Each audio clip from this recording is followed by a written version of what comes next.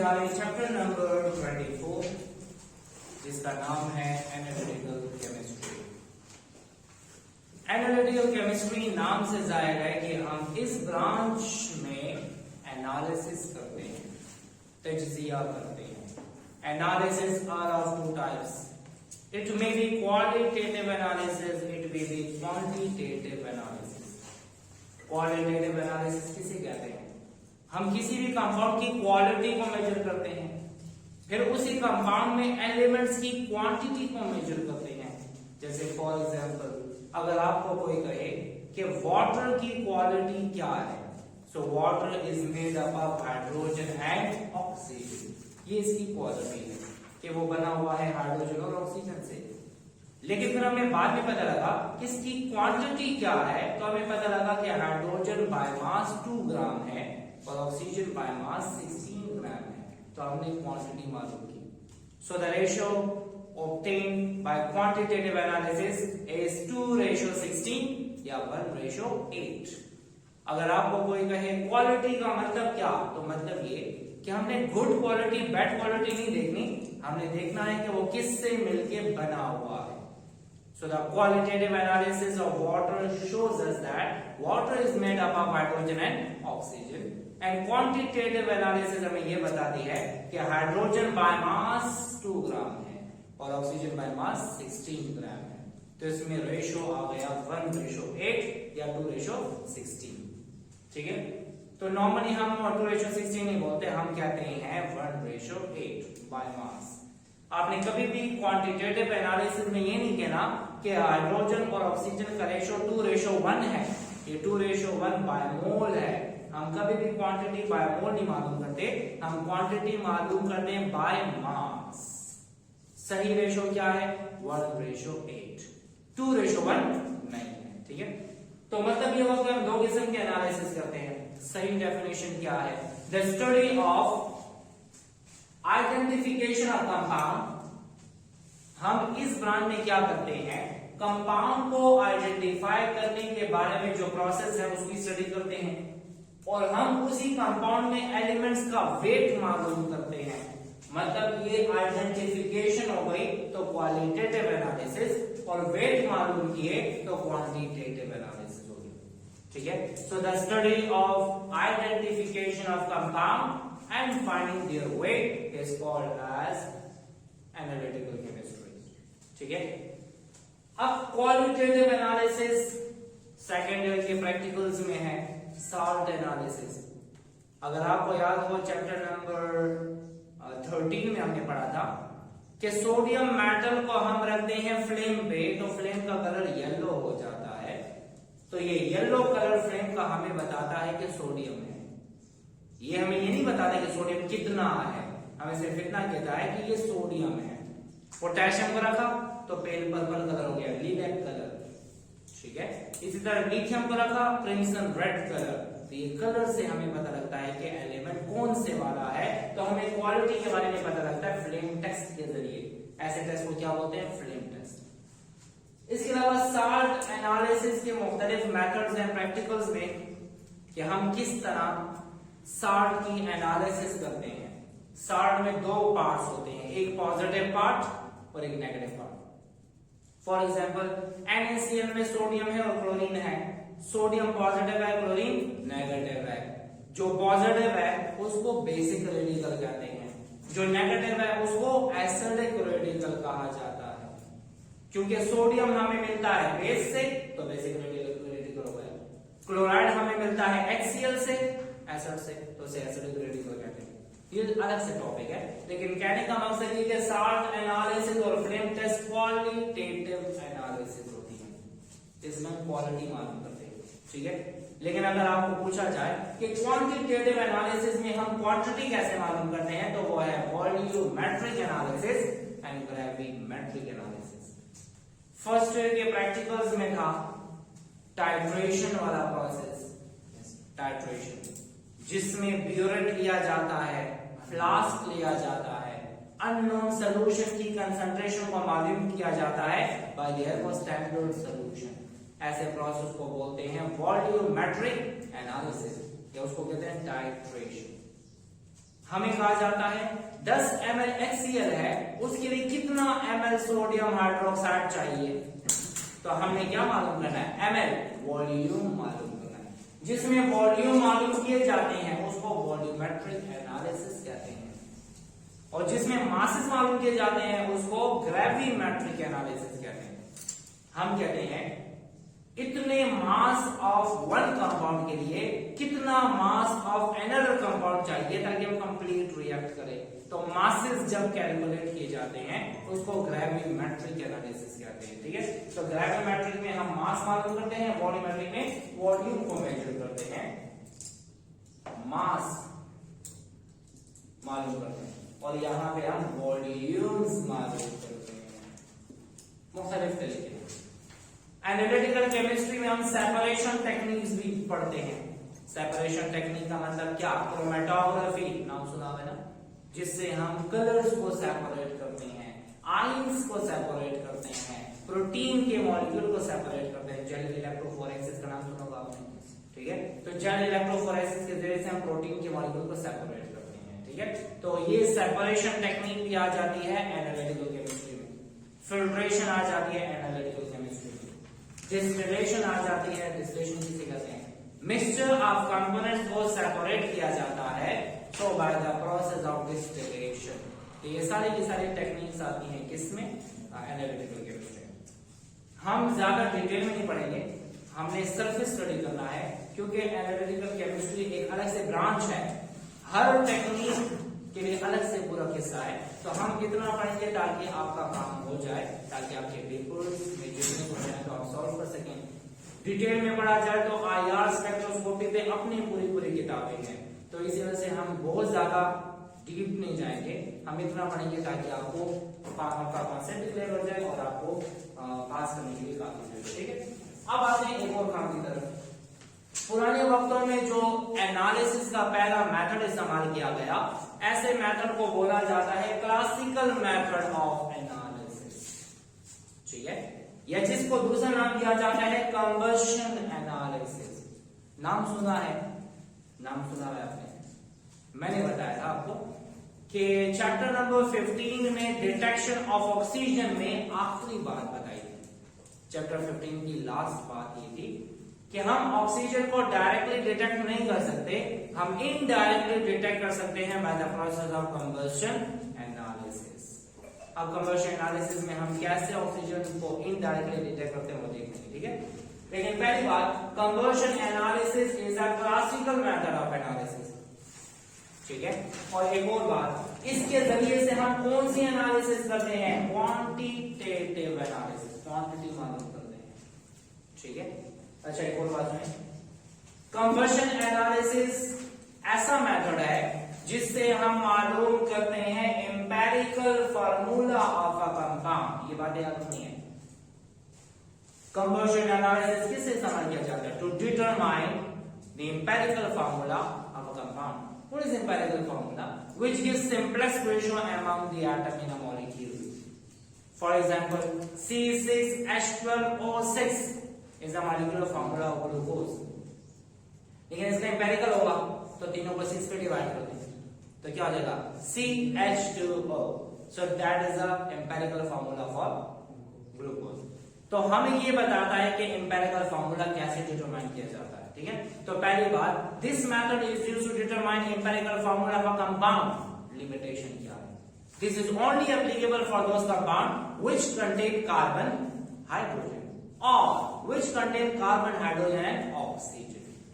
अगर carbon, hydrogen, oxygen के अलावा कोई एलिमेंट आ गया है तो उसके लिए कंबशन एनालिसिस इस्तेमाल नहीं किया जा सकता। समझ आ रही है? तो याद रहे, this is applicable for those compound which are hydrocarbon और those organic compound which contain oxygen only, ठीक है। If a compound contain nitrogen, sulphur, halogen, this technique will not be used for that compound. For example, अगर हमें कोई कहे क्या हम ये अल्कोहल के लिए अप्लाई कर सकते हैं, यस वी कैन, क्योंकि अल्कोहल में कार्बन, हाइड्रोजन, ऑक्सीजन है। क्या हम एथर के लिए इस्तेमाल कर सकते हैं, यस वी कैन, उसमें कार्बन, हाइड्रोजन, ऑक्सीजन। क्या हम एमाइंस के लिए अप्लाई कर सकते हैं, नहीं, एमाइंस में तो नाइट्रोजन आ गया। क्या थायोल्स के लिए अप्लाई कर सकते हैं, नहीं, उसमें तो सल्फर आ गया। नाइट्राइल्स के लिए अप्लाई कर सकते हैं? नहीं, उसमें तो नाइट्रोजन आ गया, ठीक है। एमाइड के लिए नहीं। तो आपने याद रखना है जिस कंपाउंड में नाइट्रोजन, सल्फर, हाइड्रोजन या कुछ और हो other than carbon, hydrogen, oxygen, उस पे कन्वर्जन एनालिसिस अप्लाई नहीं होता। आपने कंपाउंड को कैटेगराइज कर देना है, जैसे अल्कोहल, एथर, अल्केन, अल्कीन, अल्काइन, बेंजीन, इन पे अप्लाई होता है, ठीक है। इसके अलावा और क्या है, अल्डिहाइड पे अप्लाई होता है। अल्डिहाइड में क्या है, CHO। कीटोन्स पे अप्लाई होता है, उस पे भी अप्लाई।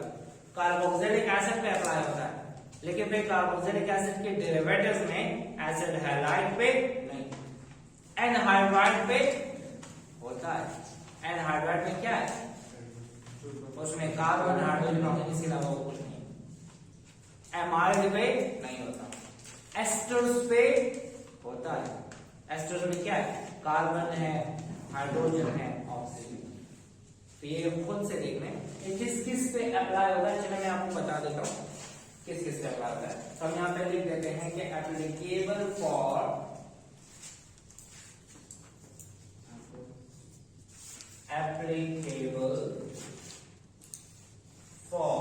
स्टार्ट से आ जाते हैं। अल्केन पे अप्लाई होता है, अल्कीन पे अप्लाई होता है, अल्काइंस पे अप्लाई होता है, बेंजीन पे अप्लाई होता है, और अल्कोहल पे, एथर पे, एस्टर्स पे, कार्बोक्सिलिक एसिड पे, एनहाइड्राइड पे, इन पे अप्लाई होता है। अगर कोई और आइए तो आप देख रहे हैं जिसमें कार्बन, हाइड्रोजन और ऑक्सीजन होगा उस पे अप्लाई होगा, ठीक है। एसिड में जिसमें कार्बन, हाइड्रोजन होगा, फिनोल पे भी हो सकता है।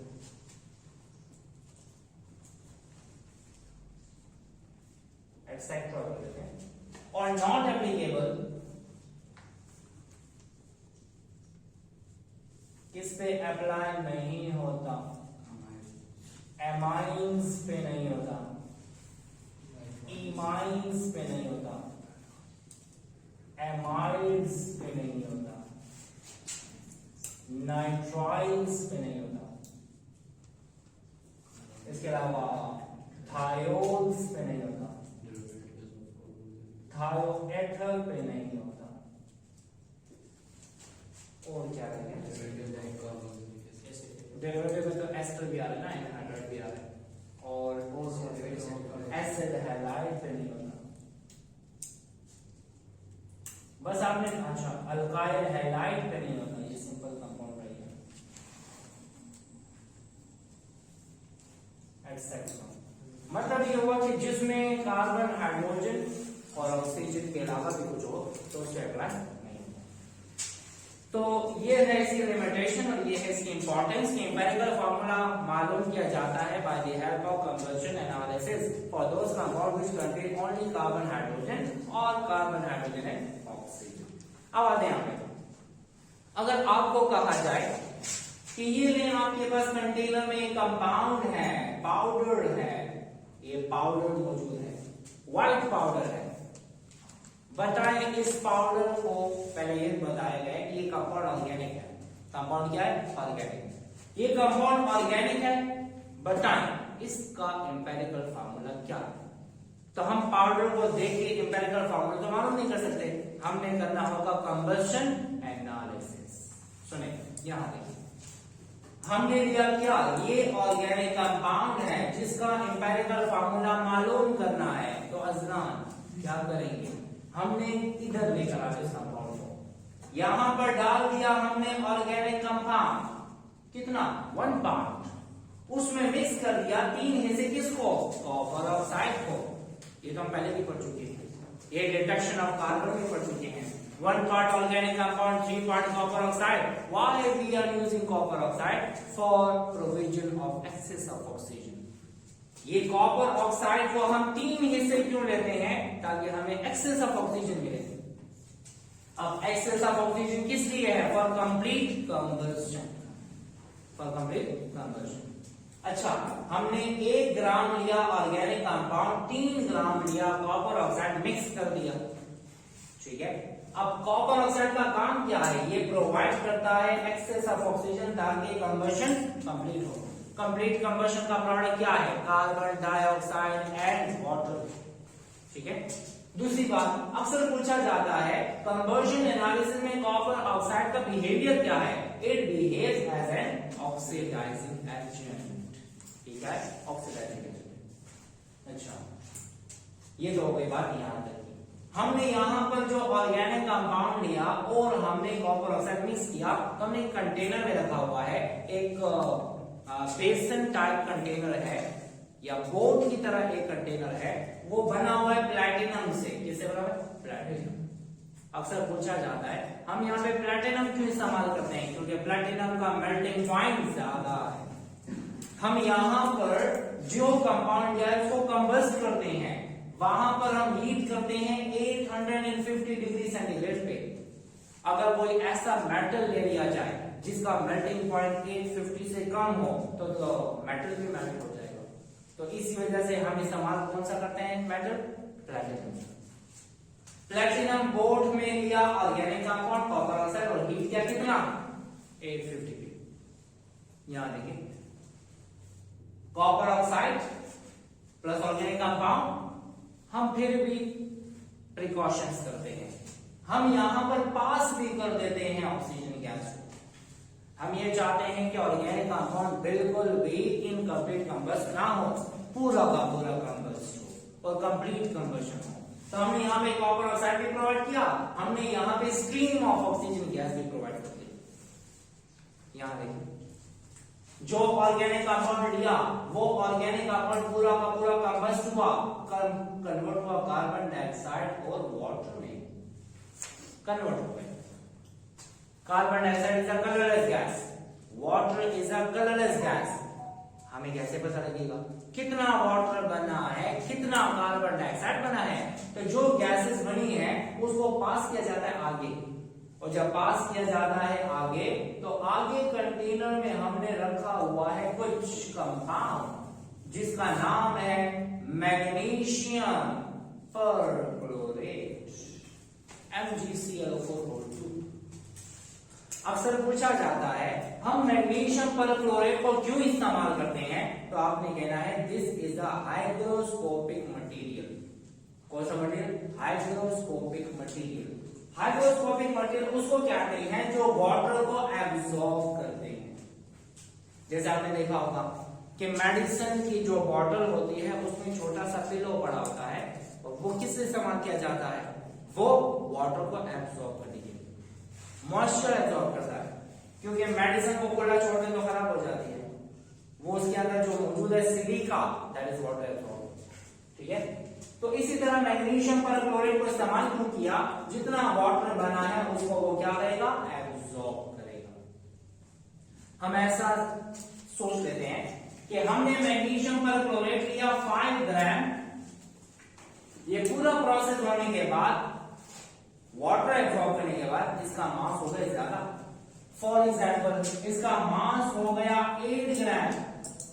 क्यों ज्यादा हो गया? इसने वाटर को एब्सॉर्ब किया। How much water is absorb? 3 ग्राम। पहले का कितना ग्राम? 5 ग्राम। अब हो गया कितना?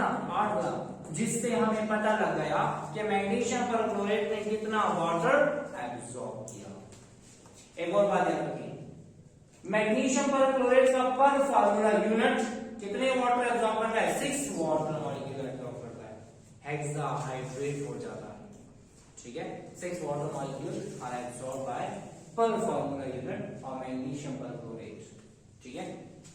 तो पहले में कंबशन हुई, कंबशन चैम्बर, दूसरे में वाटर एब्सॉर्ब हुआ तो 6 वाटर एब्सॉर्ब हो गए। मैग्नीशियम परक्लोरेट क्या है? It is an hygroscopic material, ठीक है। अब क्या रहेगा? वाटर तो हो गया एब्सॉर्ब, वाटर हो गया एब्सॉर्ब।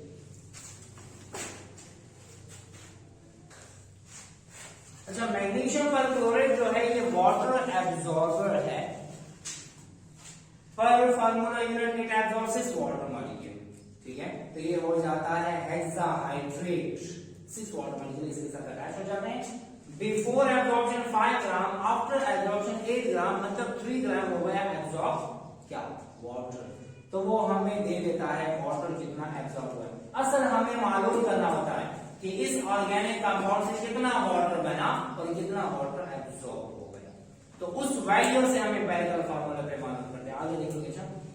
अच्छा, वाटर हो गया एब्जॉर्ब, अब रह गया कार्बन डाइऑक्साइड। कार्बन डाइऑक्साइड को एब्जॉर्ब करने के लिए हमने लिया होता है यहां पर एक कंटेनर, और उस कंटेनर में हमने सोल्यूशन लिया होता है पोटेशियम हाइड्रोक्साइड का या सोडियम हाइड्रोक्साइड का।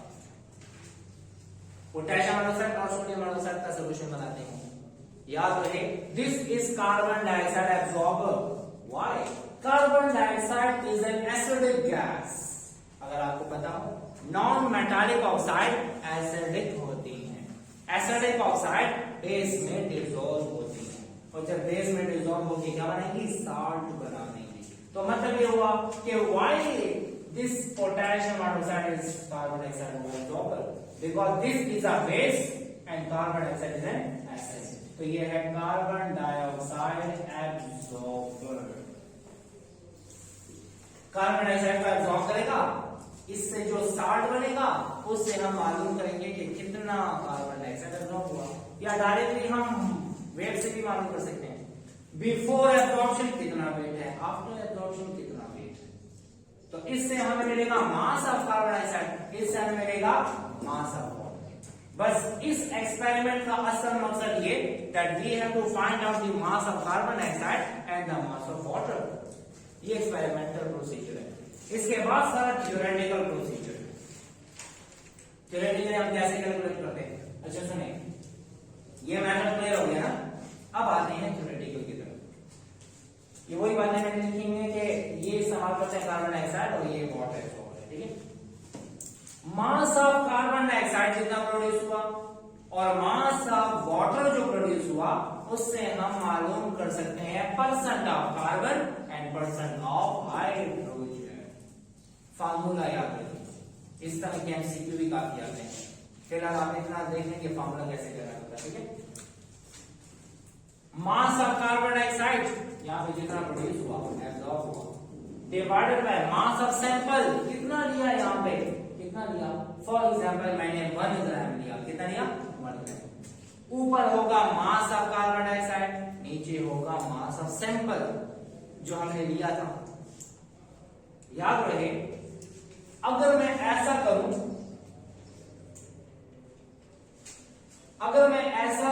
कि मास ऑफ कार्बन डाइऑक्साइड को डिवाइड करूं मास ऑफ सैंपल पे और मल्टीप्लाई करूं 100 के साथ, तो ये किसकी परसेंटेज देगा, ये कार्बन डाइऑक्साइड की परसेंटेज देगा। किसी देगा, कार्बन डाइऑक्साइड।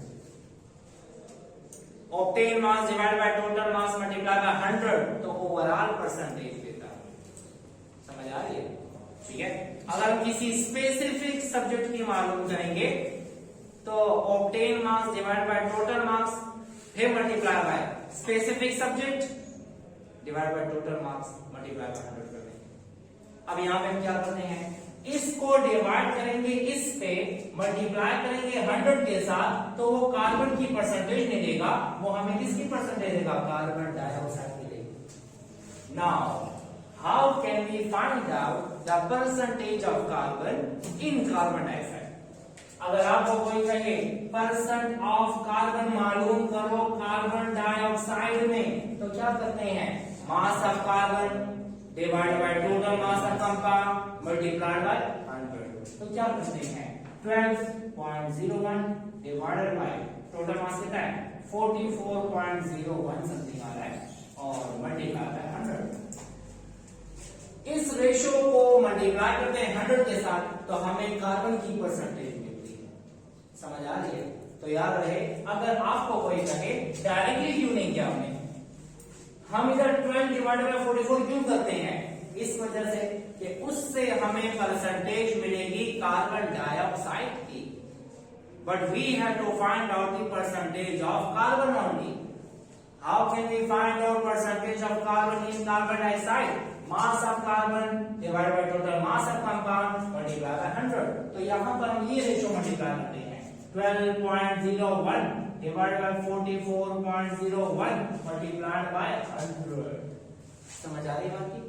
अगर आपको कोई कहे हम ये रेशो मल्टीप्लाई क्यों करते हैं, तो आप लिख रहे हैं अगर ये मल्टीप्लाई ना करें तो हम इस तरह से अगर फाइंड करेंगे तो वो कार्बन डाइऑक्साइड की परसेंटेज होगी। हमें ये मल्टीप्लाई करना पड़ता है ताकि हम सिर्फ कार्बन की परसेंटेज मालूम कर ले। समझ आ रही? अच्छा, अब आते हैं वाटर की तरफ। पर्सन ऑफ वाटर, जितना वाटर प्रोड्यूस हुआ divided by mass of sample, कितना प्रोड्यूस हुआ 3 ग्राम। कितना लिया था 1 ग्राम। ऐसा भी हो सकता है सर कि हमने सैंपल 1 ग्राम लिया और वाटर 3 ग्राम बनी। ये क्यों? क्योंकि वहां पे हमने ऑर्गेनिक कंपाउंड लिया और ऑर्गेनिक कंपाउंड में कार्बन हाइड्रोजन था, हमने प्रोवाइड किया ऑक्सीजन, तो वाटर जैसा तो ऑक्सीजन भी आ गया। इसका मतलब हमने ऑक्सीजन एक्स्ट्रा प्रोवाइड किया हुआ है, तो जो हमने मास ऑफ सैंपल लिया होता है उससे ज्यादा मास भी बन सकता है। ठीक है, अगर आपको कोई कहे 1 ग्राम सैंपल लिया था तो 1.5 ग्राम कार्बन डाइऑक्साइड कैसे बन गया, तो आपने कहना है ऑक्सीजन तो हमने प्रोवाइड किया है, ऑक्सीजन अटैच होगा तो कंपाउंड का मास ज्यादा हो जाएगा। ठीक है, हम एक्स्ट्रा ऑक्सीजन प्रोवाइड कर रहे हैं बाहर से और कॉपर ऑक्साइड के जरिए से। समझ आ गई? मैंने लिया 1 ग्राम सैंपल, 1.5 ग्राम बन गया कार्बन डाइऑक्साइड, हो भी सकता है। 1.2 ग्राम बन जाए वाटर, ये भी हो सकता है, ऑक्सीजन एक्स्ट्रा अटैच हो गया। अच्छा, मास of water divided by mass of sample multiply by 100, ये किसकी परसेंटेज आएगी? वाटर की परसेंटेज। हमें वाटर की परसेंटेज नहीं चाहिए, हमें वाटर में हाइड्रोजन की परसेंटेज चाहिए। तो क्या करेंगे, वाटर का फार्मूला क्या है? H2O। हाइड्रोजन का mass divided by mass of water multiply by 100। So the mass of hydrogen divided by total mass of water multiplied by 100, इससे हाइड्रोजन की परसेंटेज आती है। सिर्फ इस रेशो को मल्टीप्लाई करके 100 के साथ क्या आएगा? Percentage of water. So we have to multiply 2.02 divided by 18.02 multiplied by 100। असल कंफ्यूजन यहाँ पर आती है। सब लोग कहते हैं कि डायरेक्ट क्यों नहीं किया, हम ये रेशो क्यों मल्टीप्लाई करते हैं, तो समझ आ गई है। तो असल में मसला वो होता है कि हमें चाहिए कुछ और होता है लेकिन इससे कुछ और आता है, तो हम ये रेशो मल्टीप्लाई करते हैं। फॉर एग्जाम्पल इसकी पर्सन और इसकी पर्सन को प्लस कर देते हैं, इससे आया 80%, इससे आया 20%, तो टोटल कितना हुआ 100। जब ऐसी सिचुएशन आ जाए तो हम कहेंगे the compound is 100% hydrocarbon. Compound क्या है? 100% हाइड्रोकार्बन, कुछ और नहीं है, बस सिर्फ कार्बन और हाइड्रोजन है। तो मैंने लिखा हुआ if percent of carbon and hydrogen makes 100, it means that sample is 100% hydrocarbon. समझ आ गई? लेकिन अगर इसको लिया तो 60% आया, इसको लिया तो 5% आया, प्लस किया तो कितना आया 65, कितना रह गया 35, ये क्या होगा ऑक्सीजन। समझ आ रही है? क्लियर हो गया? अगर इन दोनों को प्लस करने से 100 ना आए, 100 से कम आए, जितना कम आएगा वो पर्सन होगी किसकी? Oxygen. So we can find out the person of oxygen by subtracting the person of carbon and hydrogen from 100 में से इन दोनों की पर्सन को माइनस करें, जो रिमेनिंग पर्सन होगी किसकी होगी? ऑक्सीजन की। क्लियर हो गया? अच्छा, इन तरीके से हमें तो पता लग गया कि कंपाउंड में कार्बन है, हाइड्रोजन है और ऑक्सीजन है। इसके नीचे क्या होता है? 6, 12, 6 जो नीचे होता है वो असल में मोल्स होते हैं। क्या होते हैं? Moles. 1 mole of glucose contain 6 mole carbon, 12 mole hydrogen and 6 mole oxygen. मतलब इसके नीचे जो आ रहा है वो क्या है? वो मोल्स हैं। Now we have to find out moles of carbon, moles of hydrogen and moles of oxygen. Theoretical है, मैथमेटिकल। यहां तक समझ आ गई है? परसेंटेज मालूम करने के बाद मोल मालूम करने हैं। How can you find out mole? जो परसेंटेज है उसको एटॉमिक मास पे डिवाइड, कार्बन की percentage divide by atomic mass of carbon, hydrogen की percentage divide by atomic mass of hydrogen, oxygen की percentage divide by atomic mass of oxygen. इनको divide करने से हमें क्या मिल जाएगा? मोल्स मिल जाएंगे। क्या मिलेंगे? मोल्स। अब जब मोल्स हमें मिल गए, फॉर एग्जांपल ये आ गया कितना, हम कहते हैं 27.27 हो गए सब लोग कौन से वाला परसेंटेज ऑफ कार्बन। तो कैसे किया तुमने? वो अच्छा वो मैंने वैल्यू बोल दी अपने आप से कर दिया। अच्छा यहाँ पे आ गया फॉर एग्जांपल 3 मोल, यहाँ पे आया 9 मोल और यहाँ पर आया फॉर एग्जांपल 5। अगर आपको कोई कहे, इसे फाइनल करते हैं, इसे 7 कर देते हैं, ठीक है। अगर आपको कोई कहे क्या ये फाइनलाइज फार्मूला है, आपने कहा नहीं, हम तो एम्पिरिकल मालूम करते हैं। एम्पिरिकल का मतलब क्या है? Simplest ratio. सिंपलेस्ट कैसे मालूम करते हैं? इनमें से छोटी वैल्यू कौन सी है? 3, तो divided by 3 divided by 3 divided by 3 करते हैं, ठीक है। इससे आएगा 1, इससे आएगा 3, इससे कोई फ्रैक्शन में वैल्यू है, क्या है? फ्रैक्शन में वैल्यू आई। अब मसला हो गया, यहां पे मैंने लिखा जब मोल्स कैलकुलेट किए जाते हैं, चलिए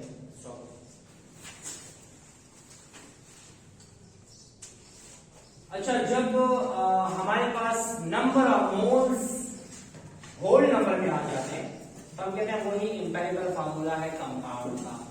लेकिन अगर वो मोल्स फ्रैक्शंस में आ जाते हैं तो फिर हमें क्या करना होता है? We have to multiply that fraction with a suitable number to convert that fraction into whole number. जिस वैल्यू से होल नंबर में कन्वर्ट होगा उस वैल्यू के साथ बाकी दो को भी मल्टीप्लाई करेंगे। अगर इसको 2 से मल्टीप्लाई करने से होल नंबर आया तो 2 से हाइड्रोजन को भी मल्टीप्लाई करेंगे और कार्बन को भी मल्टीप्लाई करेंगे। ये तो फिलहाल हमने वैसे ही पढ़ लिया। अब हम एग्जांपल देख लेते हैं और एग्जांपल को अप्लाई करेंगे तो तब बिल्कुल क्लियर समझ आ जाएगी। एग्जांपल 24.1 है, देख लें। क्वेश्चन है ट्राइऑक्सेन is a cyclic trimer of formaldehyde, a precursor for the production of polyoxymethyl plastic। कहते हैं ट्राइऑक्सेन एक कंपाउंड है जो कि ट्राइमर है। ट्राइमर का मतलब 3 यूनिट फॉर्मल्डिहाइड के कंबाइन हो जाते हैं, ट्राइमर बना देता है, ठीक है। और वो ट्राइमर किससे इस्तेमाल किया जाता है? प्लास्टिक बनाने के लिए। ये वैसे ही डिटेल है, असल क्वेश्चन इसके बाद कहते हैं ट्राइऑक्सेन एक ऑर्गेनिक कंपाउंड है जो एक सैंपल है, उसका हमने वेट कितना लिया? 17.471 ग्राम। तो हम यहां पे लिख देते हैं मास ऑफ ऑर्गेनिक कंपाउंड कितना लिया? मास ऑफ ट्राइऑक्सेन लिया 17.471 ग्राम। कहते हैं 17.471 gram of trioxane upon complete combustion produces 10.477 gram of water. कितना ग्राम बना? तो बन गया कितना? मास ऑफ वाटर कितना बना? H2O 10.477 ग्राम। ये मास ऑफ वाटर हमें मिला जो कि मैग्नीशियम परक्लोराइड ने एब्सॉर्ब किया। एंड 25.612 ग्राम कार्बन डाइऑक्साइड, मतलब मास ऑफ कार्बन डाइऑक्साइड कितना है? मास of carbon dioxide 25.612 gram.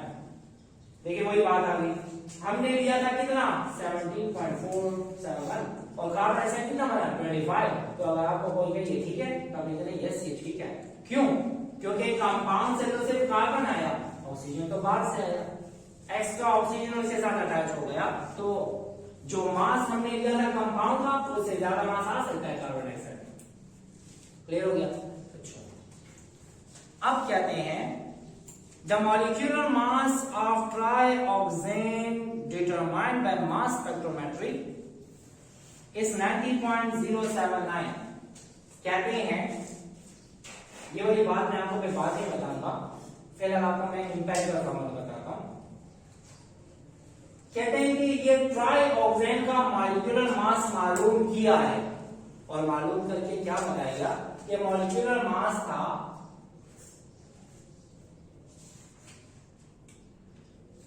of trioxane is equal to 90.079 AMU। मतलब इसके साथ फिलहाल हमारा काम नहीं है। हमें इंपेरिकल फार्मूला मालूम करना है, तो हमें इंपेरिकल फार्मूला मालूम करने के लिए मास ऑफ वाटर चाहिए और मास ऑफ कार्बन डाइऑक्साइड चाहिए। मॉलिक्यूलर मास चाहिए मॉलिक्यूलर फार्मूला मालूम करने के लिए। क्वेश्चन में कहा गया है कैलकुलेट द इंपेरिकल फार्मूला, मतलब हमें इंपेरिकल फार्मूला फाइंड करना है और हमें मॉलिक्यूलर फार्मूला भी फाइंड करना है।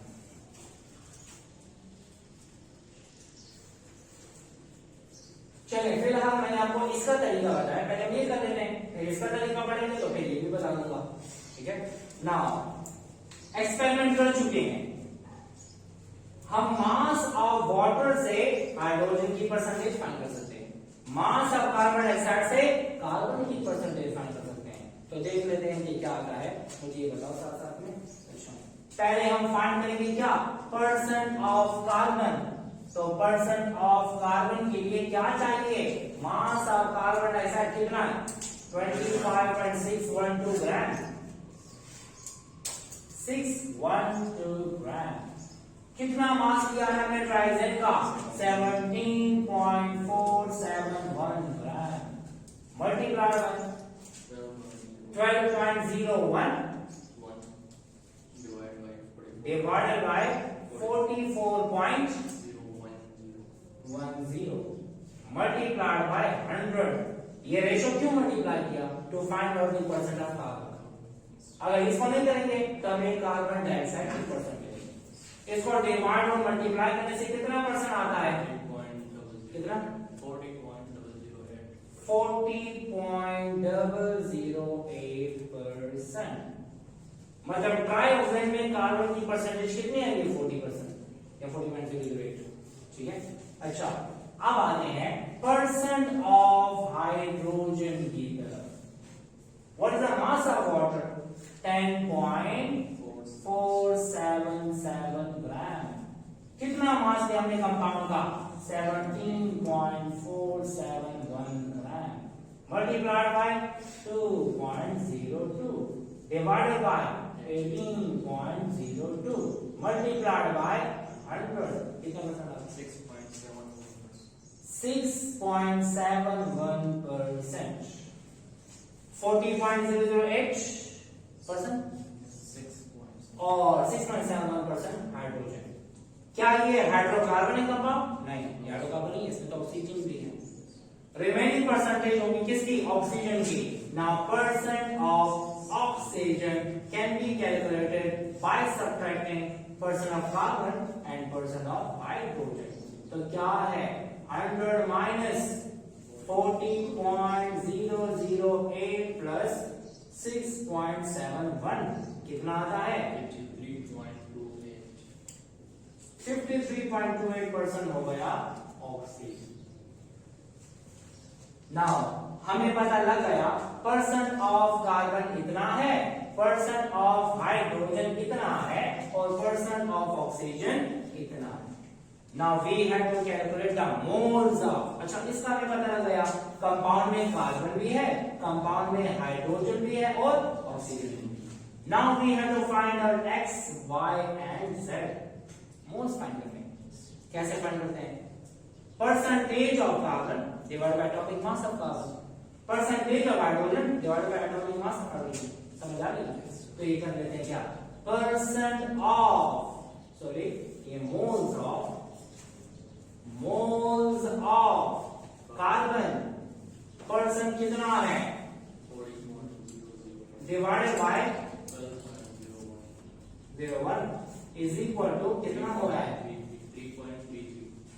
3.33 मोल्स आ गए। अब मोल्स मालूम करने हैं हाइड्रोजन के।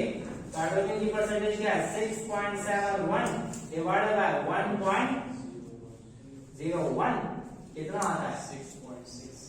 6.66 मोल्स।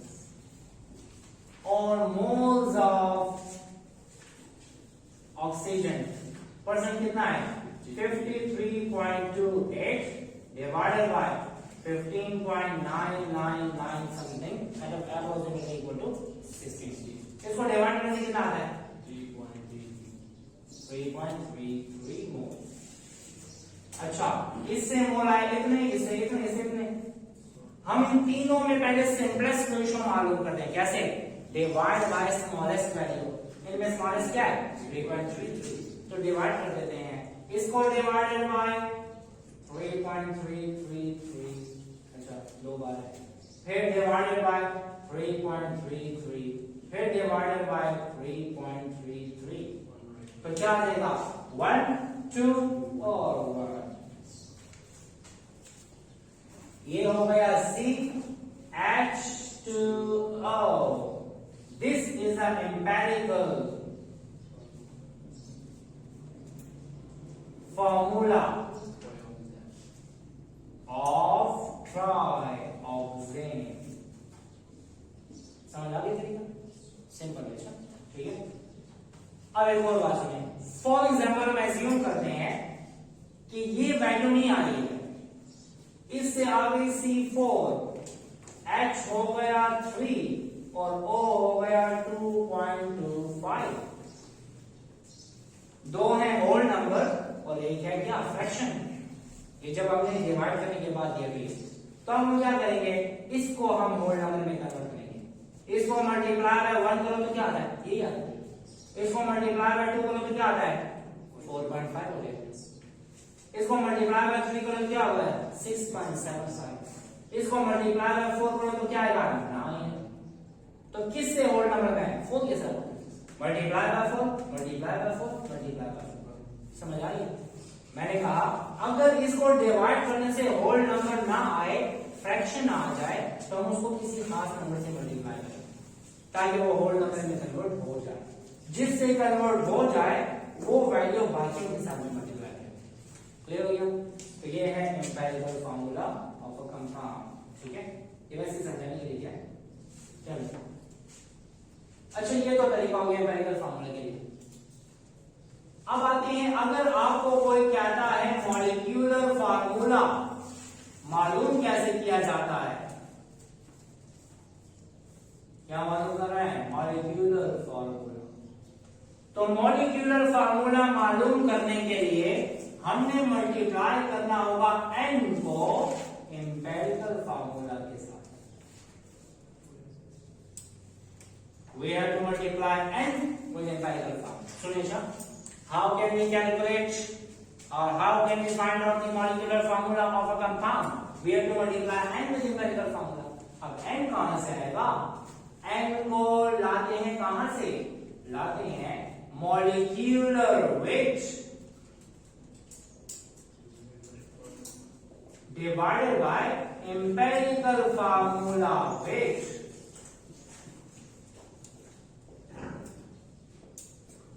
इससे जो वैल्यू आएगी वो n होगी, उस n को एम्पिरिकल फार्मूला से मल्टीप्लाई करें। क्या इसका मॉलिक्यूलर वेट दिया हुआ है? यस, दिया हुआ है। कितना है? 90.079। इसका एम्पिरिकल फार्मूला वेट पता है, तो इसको प्लस कर देना। 12 प्लस 2 14, 14 प्लस 16 तो क्या देगा? 30 हो जाएगा। तो हम ले लेते हैं क्या? n is equal to 90.079 divided by इसकी एग्जैक्ट वैल्यू क्या दी हुई है? 30.026।